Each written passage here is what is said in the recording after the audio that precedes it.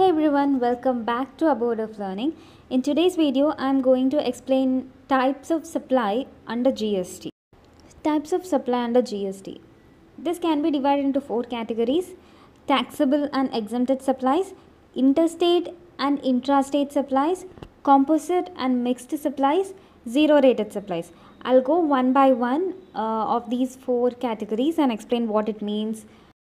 The first one is taxable and exempted supplies. Well, with the name itself, we can know what it means. Taxable supplies means those supply of goods and services which are taxable, which means GST is leviable or chargeable on those supplies. And there are the tax rates under GST are 5%, 12, 18 and 28. An example for that is footwear. When you buy footwear or when there is GST charged on it. Whereas exempted supplies means supply of those goods and services notified as not liable to tax under GST. Means if you are supplying those goods or services, then you don't have to pay tax or levy tax on it. Examples are fruits, vegetables. You are not paying any tax on it. So these are the differences. Taxable means you are paying tax or there will be tax levied on it, and exempted means there is no tax levied on it. The second one is intrastate and interstate supplies. Intra and interstate, what does that mean? Intrastate supply means both the supplier and the recipient, means both the buyer and the seller are in the same state. Whereas in interstate supply, the buyer and the seller are in two different states. Example is Mr. Amit of Bangalore purchased books from Mr. Harsh of Bangalore. So these two people are in the same state. So this is an intrastate supply.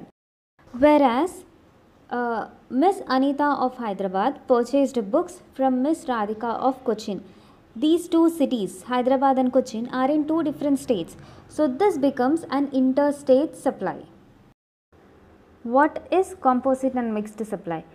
Well, composite and mixed supply are basically supply of two or more goods or services or combination thereof. But what differentiates them is whether it is naturally bundled, whether it is a common practice of the business, whether they have individual identity or can be sold separately. I'll explain this in the next flow chart. Composite and mixed supply in a flow chart. There are three questions to be asked or three questions to determine whether a supply is a composite or a mixed supply. Now, when you are selling two different products together, when you are clubbing or making it to a one single product and selling it, or two services you're combining it, or one good and one service you're combining it and selling it, the thing is there's a bundle being created there. So the question is it naturally bundled? Means can these be sold separately? That is the question. No, this has to be like this, and yes, it is a natural bundle. Then the next question is it the ordinary practice in ordinary course of business? Means is it the common practice of your business to sell two goods together or two services together or one good and one service together? Yes, it is my common practice. Then what is the third question? One of them is principal supply, which means one of them is the main supply and the second one is basically an auxiliary or like an assistant to it. So an auxiliary supply to it. So if all these, if the answer for all these three questions is yes, then yes, it is a composite supply. No, these products have individual identity, can be sold separately, and it is not a common practice of the business you are just doing as a one time thing for a period of time, then the answer is it is a mixed supply. It is not a composite supply. So it has to be a natural bundle. It should be a common practice of your business, and one of them should be the principal or the main supply. Only then it becomes a composite supply. Otherwise, it's a mixed supply. What will be the tax rate in case of composite supply or mixed supply, and how is it decided? This question is important because there will be supply of two or more goods or services, and it is not necessary that these goods which are sold together should have the same tax rate. Maybe if sold separately, they could have separate tax rates. So how is it decided? See, in case of composite supply, the tax rate that is applicable for the whole bundle will be the tax rate of the principal item. Means if the principal item is sold at 18%, then the whole bundle will be, the tax rate for the whole bundle will be 18%.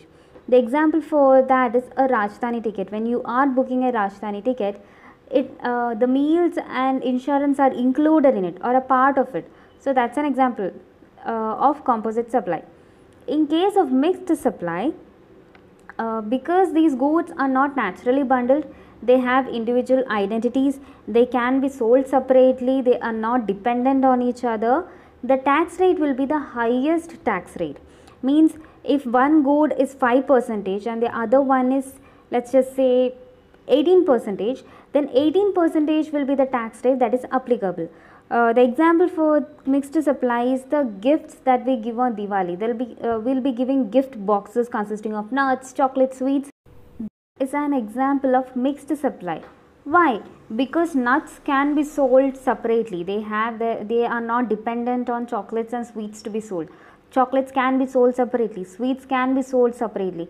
So when you are clubbing things which are not dependent on each other, or they can be sold separately, then that is a mixed supply. So the rate will be the highest rate. Zero rated supplies. As the name goes by, the tax rate of these supplies will be zero.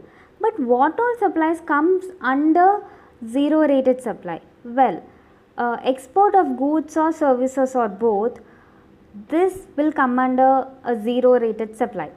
Supplying goods and services of both to a special economic zone developer or a special economic zone unit, then these will be considered as zero rated supplies. I'll explain what special economic zone means so you can have a better idea or understanding of it. SEZ stands for Special Economic Zones. What's so special about these zones? Well, the economic laws that are there in SEZ are liberal when compared to the economic laws that are prevalent or existing in rest of the country. In special economic zones, the units in special economic zones, they get benefits such as duty-free import, they have exemption under income tax. These zones attract foreign direct investments as they get tax exemptions. Foreign companies they will be interested in investing there. So yes, special economic zones have their own benefits or incentives. So anything that is any kind of supply that is done or made to these zones will be considered as zero rated supplies. Now a quick recap. Taxable and exempted supplies. Taxable supplies are those supplies where GST will be charged or will be leviable. Exempted supplies are those where GST won't be levied or won't be charged. They are not liable to be charged under GST. The second one is interstate and intrastate. If the supplier and the recipient, that is the buyer and the seller, are in the same state, then that becomes an intrastate supply. If they are in two different states, then it becomes interstate supply. Composite and mixed supply. Well, if two or more goods or services or a combination thereof are sold together, if it is naturally bundled, if it is the common practice or the ordinary course of business, and one of them is a principal supply, then that is a composite supply. If not, then that becomes a mixed supply. Zero rated supplies are export of goods or services or both, supply of goods or services to SEZ developers or units. I hope this video helped you guys. Thanks for watching. Like, share and subscribe. Also share your feedback or suggestions in the comment section below and follow me on my socials.